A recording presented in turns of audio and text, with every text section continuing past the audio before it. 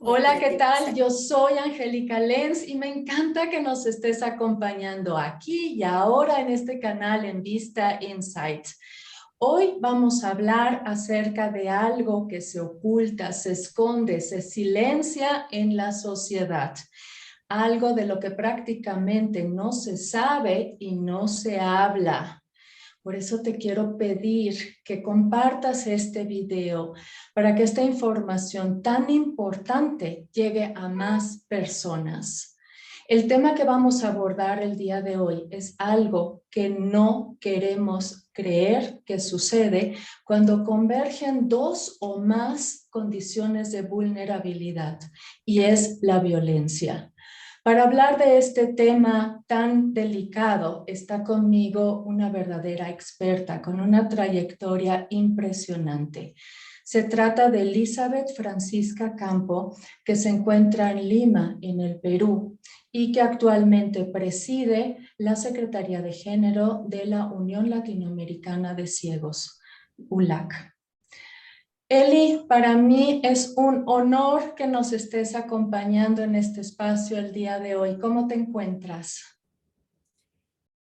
Bueno, Angélica, gracias, muchas gracias por recibirme en tu espacio, por recibirme en tu canal. Y me encuentro bien, me encuentro con muchos sueños, trabajando desde la ciudad de Lima, ¿no? Desde casa, ahora por la virtualidad, pero con muchas expectativas, ¿no? Ujú. Sí, sí, y trabajas mucho en todo esto que vamos a hablar el día de hoy. Y esto me lleva a la primera pregunta. Hoy más que nunca hay muchos datos y estadísticas acerca de la violencia de género, pero no se habla acerca de cómo se ven afectadas las mujeres con discapacidad y esto termina invisibilizándolas. Lo que tú dices es una realidad lamentablemente muy recurrente en nuestros países, en Latinoamérica.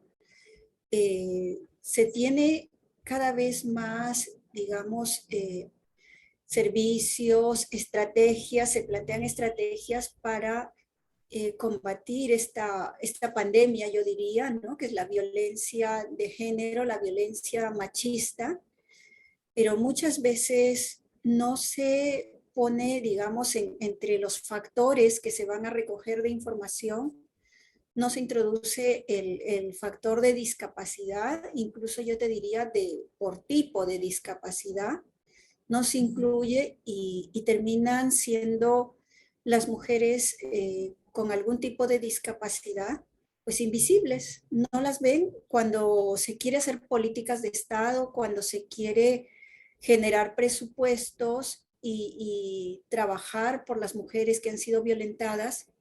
Si tú no consideras el factor de discapacidad y el factor por tipo de discapacidad, pues no vas a saber cómo llegar, cómo atender esas necesidades específicas, como por ejemplo para el acceso a la información, ¿no? De las mujeres ciegas o con baja visión o de las mujeres sordas, ¿no? Es un pequeño ejemplo que te pongo de las necesidades específicas que se verían si se recogerían bien los datos. ¿Por qué son preocupantes los datos desagregados, precisamente en el caso de las mujeres con discapacidad que se ven afectadas? Porque se dan muchos casos en que mujeres con discapacidad que han vivido violencia, que necesitan, por ejemplo, ir a un albergue, a una casa de acogida, estas casas por lo general suelen decir, no estamos preparados, no la podemos recibir porque no sabemos cómo la vamos a incluir, cómo la vamos a atender, porque todavía piensan, tienen esa idea, ¿no? Que todas las mujeres con discapacidad necesitamos ser atendidas. Y hay casas de acogida en muchos países que son autosostenibles y piensan que una mujer con discapacidad no tiene capacidades para aportar, digamos, al mantenimiento o al sustento de la casa, ¿no? Esto es realmente el capacitismo, ¿no? De cómo nos ven. Todavía piensan de que no podemos, que siempre necesitamos a alguien que esté ayudándonos, atendiéndonos apoyándonos y no las reconocen, ¿no? Entonces, en sus capacidades. Sí, cierto, cierto, totalmente. Y ahora, esto me lleva a que la violencia finalmente tiene muchas caras, muchas caras. ¿Qué nos puedes decir sobre esto? Mira, la violencia, sobre todo la violencia de pareja, la violencia machista, ¿no? O la violencia intrafamiliar, nos, ¿qué te digo? Nos afecta tanto a mujeres con o sin discapacidad, a niñas o adolescentes con o sin discapacidad y no vemos incluso, por ejemplo, ¿no? En el caso de mujeres afrodescendientes, como tienen esa triple carga, ¿no? Por ser mujeres con discapacidad, por ser mujeres afrodescendientes o mujeres de poblaciones indígenas. Entonces, todo eso va sumando y va de repente poniendo a la mujer en un mayor grado de vulnerabilidad, porque, por ejemplo, en poblaciones indígenas que son muy patriarcales, que son tienen los roles muy marcados, creen como que una mujer con discapacidad no es capaz de encajar, ¿no? En esos roles que tendría cualquier otra mujer sin discapacidad, ¿no? Entonces, eso creo que es importante, ¿no? Esa interseccionalidad que todavía no se ve es realmente muy, muy grave porque afecta de diferente manera a las mujeres, ¿no? O a las niñas o a las adolescentes. Ujú. Y luego se cree que violencia únicamente son golpes, ¿no? Pero también hay muchas otras formas de violentar a una mujer. Sí, mira, a una mujer, y en este caso una mujer por la discapacidad, podemos empezar por la violencia psicológica, incluso por esas pequeñas bromas, por esos pequeños apelativos o como te van calificando, ¿no? Por esos adjetivos que te van causando daño. Tenemos también la violencia económica, ¿no? Cuando muchas veces mujeres, incluso que producen económicamente, no son dueñas de su dinero, ¿no? He conocido casos, ¿no? De mujeres que es el esposo quien le administra el dinero o quien la lleva, la trae, porque ella de repente no sabe movilizarse sola, pero que sí sabe, aprendido, ¿no? Sobre todo estos trabajos de emprendimiento, ¿no? Y ella puede trabajar, ¿no? Entonces, y la violencia física también va empezando en pequeños grados, ¿no? Va aumentando y muchas veces no lo notamos y empieza desde la relación, desde el noviazgo, ¿no? Desde cuando estamos empezando como pareja y luego pues la violencia sexual, ¿no? La violencia y en fin, ¿no? Como, incluso como estos tipos de violencia se entrecruzan y Ujú. cómo afectan, ¿no? De diferente manera a una mujer con discapacidad. Creo que esos son temas muy importantes a analizar y a trabajar, ¿no? Y por eso va muy de la mano con la primera pregunta de los datos, ¿no? Para que podamos abordar estos diferentes tipos de violencia y abordarlos desde la perspectiva de discapacidad, pues es muy importante. Claro. Y a todo esto, ¿cuál es la realidad que vivimos las mujeres con discapacidad actualmente en Latinoamérica? En Latinoamérica, las mujeres con discapacidad estamos mucho más afectadas, ¿no? que otras mujeres respecto a la violencia, respecto a la menor valoración, ¿no? De nuestras capacidades. Las mujeres con discapacidad muchas veces no accedemos a servicios, sobre todo al no, a nuestros estados no vernos, ¿no? Incluso al infantilizarnos, no estamos realmente estando preparadas. Por ejemplo, te hablaría, ¿no?, de la educación sexual integral, si no tiene un enfoque de discapacidad. También estamos aumentando la vulnerabilidad de las niñas, de las adolescentes, de las mujeres, porque no estamos preparadas, ¿no? Ni psicológicamente, ni diría, no tenemos herramientas suficientes para poder reconocernos en muchos casos como víctimas de violencia, porque en muchos casos hay mujeres que han vivido desde niñas relegadas, desde niñas,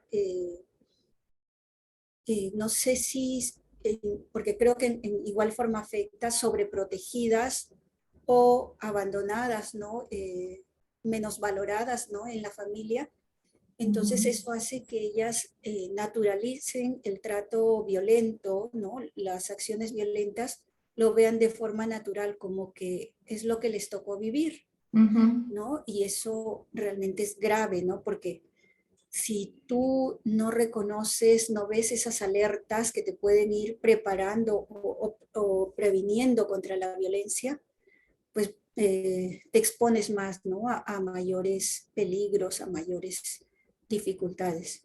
Y en Latinoamérica, sobre todo ahora con la pandemia, han habido estudios que nos han informado que, por ejemplo, ¿no?, el embarazo adolescente se ha disparado tremendamente, ¿no?, ahora con el confinamiento, con todo esto que hemos vivido por el COVID-19.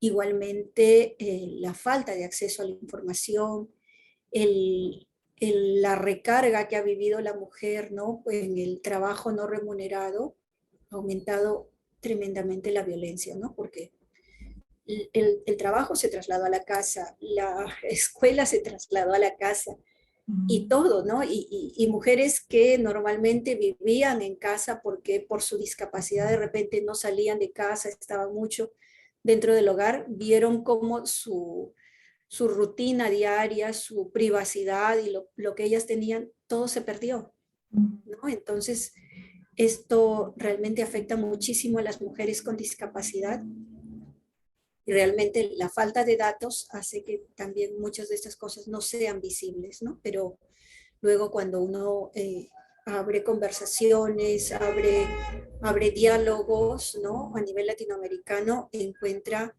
que muchas cosas suceden de la misma manera en nuestros países, ¿no? Tanto de Sudamérica como de Centroamérica, ¿no? Realmente incluso los países del Caribe, ¿no? Todo Latinoamérica es afectada. Sí. Sí, ahora sí que la tolerancia a todo este tipo de situaciones es muy alta, ¿verdad? Sí, es muy alta, como te decía, ¿no? Hay mujeres que no reconocen que están siendo violentadas, ¿no? Hasta cuando ya esto aumenta de grado y termina ya incluso en agresiones físicas mayores o en agresiones económicas o psicológicas mayores, ¿no? No reaccionan. O hay veces reaccionan de casualidad porque en algún momento se reunieron con algún grupo de mujeres y de ahí lo importante de que también entre nuestros pares, o sea, entre mujeres con discapacidad, nos encontremos, dialoguemos, porque muchas veces una no ve lo que está viviendo hasta que lo ve en cabeza ajena, hasta que lo ves en otra persona, ¿no? Entonces, eso creo que es muy importante, ¿no? Que se vea, por ejemplo, en el caso de las adolescentes, ¿no? En algunos lugares es muy normal que las niñas tengan parejas mayores que ellas, mucho mayores que ellas, y es natural, ¿no? Y cuando ya lo, incluso son, digamos, ellas son segundas parejas o qué sé yo, ¿no? O simplemente son personas con las que ellas conviven un momento y luego, incluso cuando ya hay un embarazo, ¿no? Hay un producto de esa relación, pues ellas son abandonadas, ¿no? Por eso, en cuanto a mujeres, por ejemplo, con discapacidad jefas de hogar, ¿no? De hogares monoparentales. Por ejemplo, yo te diría aquí en mi país, de acuerdo al último censo que tuvimos, son más o menos un 41% de mujeres con discapacidad que viven esa situación. Wow. Entonces vemos que es muy fuerte, ¿no? El abandono, o el abandono porque adquiriste una discapacidad también, ¿no? Entonces hay diferentes situaciones que viven las mujeres con discapacidad que tiene que llevarnos a un análisis y llevarnos a trabajar, y llevarnos a pensar en muchas estrategias. Y el papel de la sociedad y de la familia en toda esta circunstancia, ¿cuál sería o cuál es?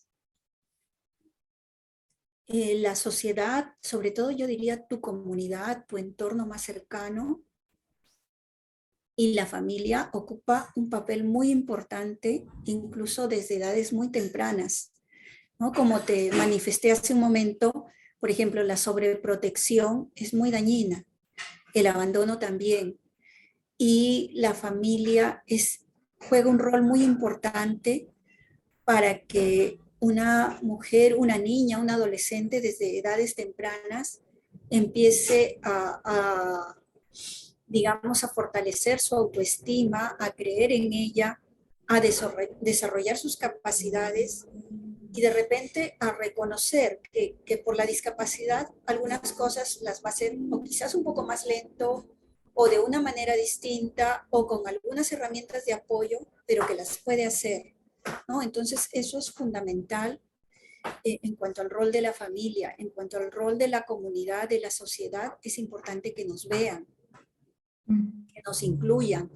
La inclusión en los espacios, ¿no?, de tu comunidad son fundamentales. Y ahí, por ejemplo, te tocaría el tema de gestión de riesgos, ¿no? Pensando, por ejemplo, en la ciudad que yo estoy, pensando en los terremotos, ¿no? En los sismos, o pensando en las inundaciones, ¿no? En las zonas donde hay muchas tormentas tropicales, ¿no? Y cómo se tiene que planificar esta gestión de riesgos, incluyendo a las mujeres con discapacidad, porque, por ejemplo, ¿no?, muchas veces cuando hay un desastre natural, se gestionan ollas comunes, ¿no? O que la comunidad se reúne para entre todos autoayudarse, y si no vemos a las mujeres con discapacidad como capaces de participar en esos roles, en esas ollas comunes o otros espacios, pues las estamos desvalorando, les estamos restando oportunidades, porque muchas veces cuando se organizan las mujeres de la sociedad civil, suelen decirles a las mujeres con discapacidad, no, ustedes son un grupo aparte, a ustedes las vamos a atender, ¿no? Entonces son esas miradas que nos hacen mucho daño de la sociedad, para que la sociedad realmente nos vaya reconociendo como mujeres capaces. Es toda una lucha constante que estamos dando, que falta todavía mucho por hacer, pero que es realmente importante, ¿no? Entonces la sociedad en concreto nos puede dar una oportunidad, reconocernos como mujeres capaces, o nos puede relegar y hacer a un lado, ¿no? Y la familia igual. La familia puede creer en nosotras y apoyarnos en nuestro desarrollo, o puede truncar ese desarrollo, ya sea por sobreprotegernos o abandonarnos, ¿no? Sí. Y esto me lleva también luego que esta educación machista que luego se da, pues las mismas mujeres las van como madres las vamos reproduciendo, y ya es algo intergeneracional. Entonces también ese punto me viene ahorita a la cabeza. Claro, porque, por ejemplo, ¿no?, en muchos casos a los niños les estimulamos, lo tomamos como picardía, ¿no? El que aborden a las niñas sin permiso, en que las estén acosando, asediando, lo consideramos que es muy machito y que está bien, ¿no? Y se les celebra cuando son pequeños, cuando deberíamos promover una relación de respeto, una relación de convivencia en el que no invadamos el espacio de la niña, ¿no? De la otra persona sin su consentimiento, que toda relación, por ejemplo, tiene que ser consentida, tiene que ser dialogada por ambos, ¿no? Y eso es mucho, ¿no? Incluso, por ejemplo, algo que hacemos inconscientemente es, por ejemplo, a las niñas tendemos a animarlas a que jueguen cerca de la mamá en la casa, ¿no? Muy pegada a la falda de la mamá, mientras que el niño sale a la calle y juega la pelota con los demás niños del barrio. Entonces, ese niño desarrolla habilidades sociales, pero la niña no, porque la niña está retraída, está en casa, muy acostumbrada a recibir órdenes y no a tomar decisiones propias como lo haría jugando a la pelota o decisiones en grupo, en equipo, ¿no? O como nosotras también al niño, al no permitirle jugar con muñecas, ¿cómo le estamos negando el derecho de aprender a ser papás? O sea, ese machismo está ahí, está en esos detalles tan pequeñitos, ¿no? De que una niña juegue también con un carrito igual que el niño, para que ella también le gusten los carros, ¿no? Son cosas muy, muy subliminales, pero que van marcando, ¿no? Ese machismo, y muchas veces como mamás, ¿no? Que atiende a tu hermano, que ayúdame en los quehaceres domésticos, y los hermanos terminan siendo los reyesitos, ¿no? Sí. Realmente, y eso también incluye a las mujeres con discapacidad, y en este caso yo te hablaría de las mujeres ciegas y con baja visión, porque es muy fácil que aprendamos las labores domésticas y que nos quedemos ahí y terminemos de repente no estudiando, siendo, ¿cómo diría, no? La persona que realiza las labores domésticas del hogar, la persona que cuida a los niños del hogar, de repente a los sobrinos, que incluso no tienen derecho ellas a formar su propia familia, a tener sus propios hijos, porque está tan acostumbrada a vivir solo dentro de su casa que no socializa, que no tiene oportunidades también de ella construir su vida, ¿no? Con una pareja, enamorarse, a desarrollar, ¿no? Una relación saludable de pareja, ¿no? Yo creo que eso es realmente lamentable, pero se da, ¿no? Que las mujeres ciegas y con baja visión muchas veces hacemos las labores domésticas y nos quedamos ahí. Claro, Y no sí, es valorado porque eso no es remunerado. claro. Sí, sí, muy cierto. Ahora sí que eso es desde el hogar, desde muy pequeñita se va dando todo eso. Sí. Ahora, sabemos que para cualquier mujer es muy difícil salir de un círculo de violencia en el que se encuentra. Pero para una mujer que tiene discapacidad y que eso la hace sentirse aún más vulnerable e indefensa, ¿qué puede hacer una mujer en esas circunstancias?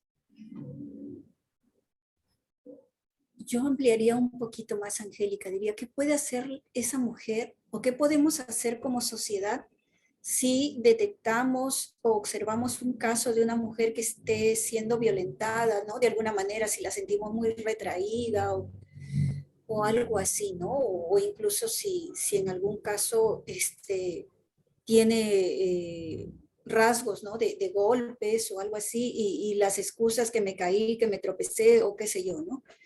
Excusas que suelen dar las mujeres. El tema es muy complejo porque como una mujer que es violentada y está, por ejemplo, confinada a su hogar, ¿cómo accede a la información? ¿Cómo accede ella a servicios de apoyo? ¿O cómo accede, digamos, a oportunidades de reconocerse ella como violentada, ¿no? Entonces, yo creo que acá tenemos que encontrar varias estrategias. Una es desde nuestras organizaciones, porque muchas de estas mujeres sí están dentro de organizaciones de personas con discapacidad. Ujú. Otro es dentro de nuestras familias también ver, ¿no? De alguna manera reconocer y ella misma, ¿no? Entonces, yo creo que algo fundamental para que una mujer que está siendo violentada empiece a reconocerse, reconocer que está siendo violentada y a reconocer que no es saludable esto, que no es lo que corresponde, es el compromiso que tendríamos que tener como sociedad civil, ¿no? Y como organizaciones para trabajar mucho por el empoderamiento de la mujer, ¿no? Por levantar esa autoestima, por fortalecer a las mujeres, ¿no?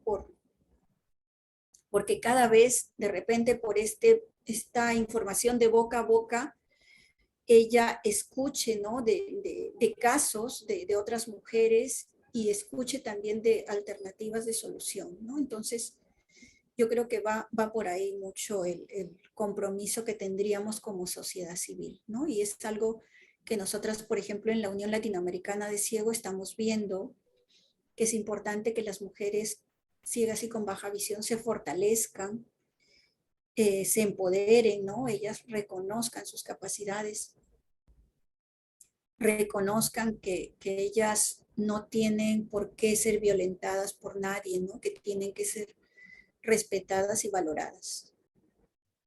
Sí, yo creo que eso también incluye que conozcan sus derechos, ¿verdad?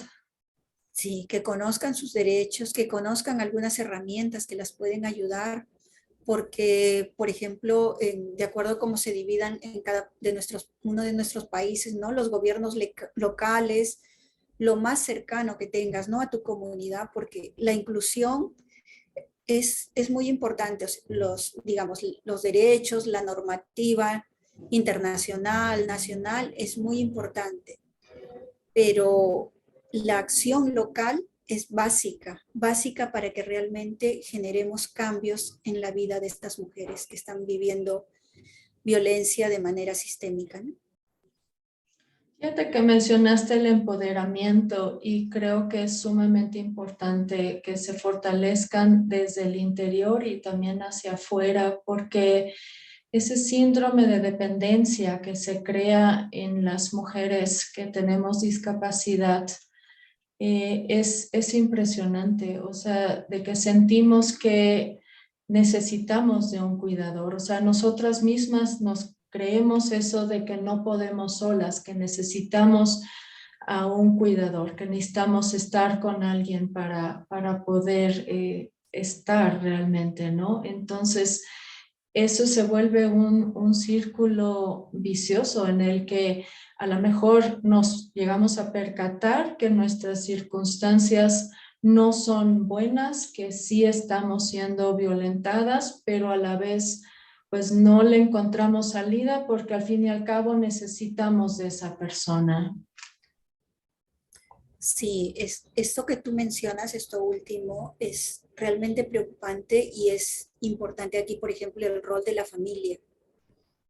Cómo desde de la familia, desde pequeñas, nos ayudan, ¿no? A desarrollar esa autoestima, a reconocer, ¿no? Que, por ejemplo, el amor y la protección empieza por nosotras mismas, ¿no? Porque como nosotras mismas nos queremos, como nosotras mismas nos protegemos y cómo nosotras mismas vamos encontrando estrategias para alcanzar una autonomía, alcanzar una vida independiente y que, digamos, vivamos relaciones de pareja más saludables, vivamos relaciones en las que nos acompañamos, ¿no? O sea, siendo una mujer con discapacidad, tú también cuidas a tu pareja, ¿no? Y muchas veces no reconocemos lo valioso que estamos haciendo cuidando también a nuestra pareja, Por supuesto. ¿no? Y puede ser que esta persona sea con o sin discapacidad, eso realmente es lo de menos, Ujú. pero es eso, ¿no? Cómo creamos relaciones democráticas, relaciones saludables en el que se respete los espacios, porque el hecho que tengas una relación de pareja no quiere decir que no tengas derecho a tener tu propio espacio, tus propios amigos, tus propios gustos, porque no necesariamente, aunque al principio lo parece, no necesariamente coincidimos en todos los gustos, en todo lo que queremos, ¿no? Como pareja. Incluso no tendríamos por qué, por ejemplo, renunciar a nuestros sueños por la pareja, ¿no? Que muchas Ujú, veces eso se veía, ¿no? En el siglo XIX y a la primera década, sobre todo del siglo XX, como una mujer por enamorarse, por casarse, terminaba dejando sus estudios si los había tenido, dejando su profesión, dejando de desarrollarse ella como persona para dedicarse a la crianza de los hijos, al hogar y al cuidado del esposo, ¿no? O sea, para que él tenga éxito, ujú, cuando podría ser al revés. O sea, ¿por qué no podría ser al revés? ujú, ¿No? ¿Por qué no hemos pensado en eso? ¿Por qué no de repente ella es la que se desarrolla profesionalmente y él es el que desarrolla las labores domésticas? O sea, eso yo creo que sería lo ideal, lo fantástico, ¿no? Que sean decisiones que se tomen en pareja, pero que favorezcan a ambos, ¿no? ujú, Y el desarrollo personal de ambos. ujú, Eso creo que es realmente importante ver, ¿no? Importante que se crea y que nosotras mismas nos creamos capaces. ujú. Sí, cierto. Y entonces, como comunidad, ¿qué podemos hacer para cambiar estas circunstancias? Ya diste un par de pautas. ¿Hay algo más que puedas agregar de qué podemos hacer como comunidad? Como comunidad tenemos que ser inclusivos, reconocer que todos los seres humanos somos diferentes, más allá de la condición de discapacidad, que tenemos diferentes gustos, que tenemos diferentes formas incluso de hacer las cosas, pero que eso no nos hace menos. O sea, reconocer que la humanidad en general es diversa. Yo creo que eso es fundamental. Y reconocer que todos podemos aportar para el desarrollo de nuestras comunidades, ¿no? Ahora que hablamos tanto del desarrollo sostenible, que hablamos tanto de erradicar la pobreza, digamos, de crecer, ¿no? Como sociedad, de crecer todos juntos, tenemos que empezar por tener oportunidades, ¿no? Entonces, las mujeres y niñas con discapacidad necesitan tener oportunidades para desarrollarse, ¿no? En el acceso a la salud, en el acceso a la educación, porque muchas veces si no accedemos a la salud de forma adecuada, discapacidades que podrían ser leves avanzan a moderadas o a graves, ¿no? O digamos, en el tema educativo igual, ¿no? Si nosotros no damos oportunidades, si la educación no tiene un enfoque de género y discapacidad, Ujú. no vamos a poder crecer, ¿no? Y realmente para salir de la pobreza, para salir de estos círculos viciosos de violencia, necesitamos estar preparadas, ¿no? Como Ujú. mujeres, estar preparadas para afrontar diferentes circunstancias de la vida. Sí, y ahí la educación es indispensable. Sí, es básica, la educación es básica. Ujú, La ujú, educación y la autoestima, ¿no? El creer en nosotras mismas, en nuestras capacidades. ujú.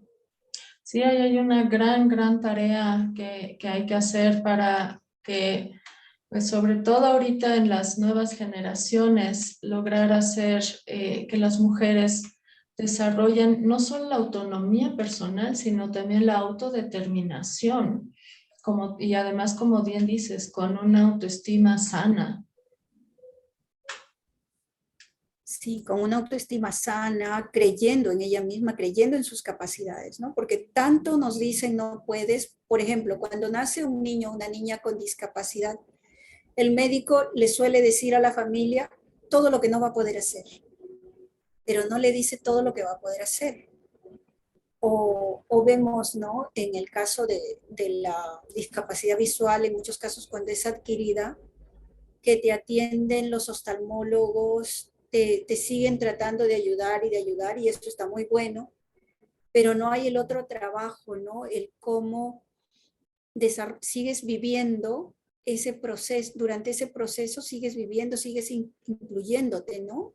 En mi caso, por ejemplo, yo soy trasplantada de córneas y he tenido oportunidad de estar mucho en el hospital, en el área de oftalmología, y he permitido conocer, por ejemplo, recuerdo una maestra, ¿no? Una mujer que no veía, que estaba ya como 4 años en el tratamiento, y ella en su casa no hacía nada, venía alguien, le servía la comida o la atendía, pero todos los familiares salían a trabajar, salían a estudiar, a hacer sus cosas, y ella estaba en la casa como un mueble, literalmente como un mueble. Recuerdo que conversamos y le dije, pero puedes de repente acompañar, ¿no? Desde tu expertise, desde tus conocimientos, puedes acompañar a algunos niños en el desarrollo de las tareas o de alguna forma, ¿no? Claro. Explicar, ayudar, orientar, así sea por teléfono, pero lo puedes hacer. Y Claro. eso le da vida a la persona, ¿no? El poder sentir que no se acabó el mundo porque adquirió una discapacidad, ¿no? Entonces, creo que eso es fundamental, de Sí, que hayan servicios paralelos, ¿no? Que nos permitan desarrollar también habilidades, porque por hay supuesto. procesos de salud cuando ya vas adquiriendo una discapacidad y que por lo general no llegas nuevamente a ver como veías antes, en el caso de la visual, de cómo vas aprendiendo algunas estrategias, dándote otras herramientas, ¿no? Sí, absolutamente. A través de la rehabilitación, ¿cierto? Sí. Sí. Ay, Eli, pues este es un tema realmente tan profundo, o sea, abarca tantos aspectos y es tan complejo que podríamos hablar horas y horas de esto, pero pues no sé si quieras, para ir cerrando, agregar alguna cosa que no te haya yo preguntado, que consideres importante agregar, algún también dato de contacto o algo que puedas recomendar. Sí, mira, algo que yo quisiera agregar es que como mujeres con discapacidad, también seamos solidarias, ¿no? Desarrollemos esta sororidad que es tan importante para que nos ayudemos entre mujeres con discapacidad o sin discapacidad, nos apoyemos, tratemos de ver las alertas cuando hay alguna mujer que está viviendo violencia o cuando vemos que no tiene autonomía, ¿no? Porque lo ideal es que tengamos autonomía, que alcancemos una vida independiente, que sea una vida junto a los demás y con los demás, ¿no? O sea, teniendo nuestro propio espacio, pero compartiendo, porque pues, somos seres sociales y tenemos que vivir una vida plena, una vida que disfrutemos. Y esto es fundamental, ¿no? Para erradicar la violencia es un trabajo que compromete a toda la sociedad, que nos compromete a todos, a todas, ¿no? Que tenemos que desarrollar esas nuevas masculinidades en la que respetemos y valoremos, ¿no? A las mujeres y que consideremos, ¿no? Cómo en todos los espacios, sea en la familia, en el trabajo, en, lo, en la recreación y en todos los espacios, tengamos iguales oportunidades, ¿no? Tanto hombres como mujeres.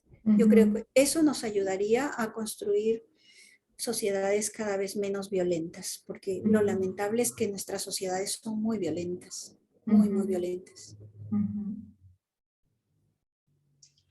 Pues muchísimas gracias, Eli. Gracias por todo lo que nos has compartido. Gracias por estar ahí al frente, luchando por cambios, por mejoras. Ahora sí que es muy valioso el trabajo que tú realizas. Gracias a ti, Angélica, y gracias a todos los que nos puedan escuchar, porque necesitamos mujeres valiosas, mujeres que sean capaces de generar cambios. Sí, y trabajemos juntas. Así es. Sí. Pues te mando un abrazo, Eli, ahí a Lima. Gracias. Gracias. Un abrazo grandote. Gracias.